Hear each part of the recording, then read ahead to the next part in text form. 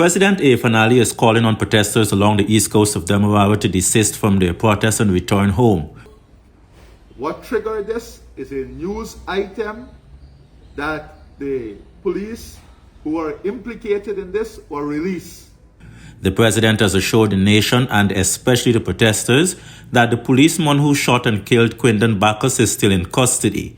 Police custody, that is. The president has also reported that another police has been detained and is assisting with investigations.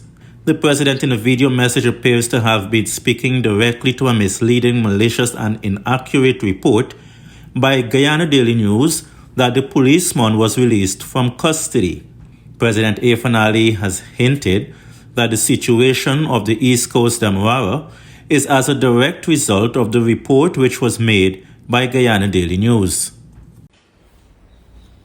Fellow Guyanese, especially those on the East Coast corridor, I returned last night to Guyana, and this morning I saw the action on the East Coast Public Road in relation to the death of Mr. Bacchus. As you're aware, this is a matter that occurred some time ago in which the police is accused of using excessive force that resulted in the death of Mr. Bacchus. Based on the laws and in order to ensure an impartial investigation, the necessary sections of the Constitution that provides for the Police Complaint Authority to supervise an investigation in conjunction with the OPR must kick in. I'm advised that that process has commenced and that process has made tremendous progress. I'm further advised that very early in the new week, the Police Complaint Authority, retired Justice Ramlal, the chair, would be in a position to present their findings and investigation based on the investigation to the DPP. I'm urging the residents who are on the road to please stick to the facts.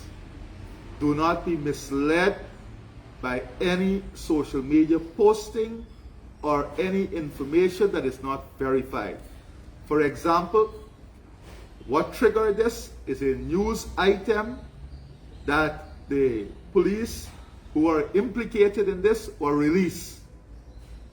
That very news agency I've seen now has apologized for that misleading release.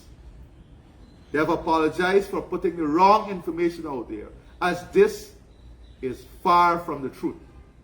I've been advised that not only is that police in custody, but there is a second police in custody who is assisting with the investigation. We must allow the system and the institution to work and complete their responsibility. This is independent. This is an independent process, and I'm assured by the chairman who have advised me that very early in the new week, he's hoping that by Monday, he'll be in a position to present his report to the DPP. Therefore, based on the facts, one, there was a misleading news item this morning. The police are still in what they term the open or closed arrest. They are not at large. They are not released. That is totally not true. So there is no basis for the type of action on the road that we're seeing now. The report will be presented on Monday and be available for the public, for the news, to inquire factually what the report stated. So I'm asking residents to please go home, to please clear the roadways, and to please allow the system to work. All of us want justice. All of us want fairness.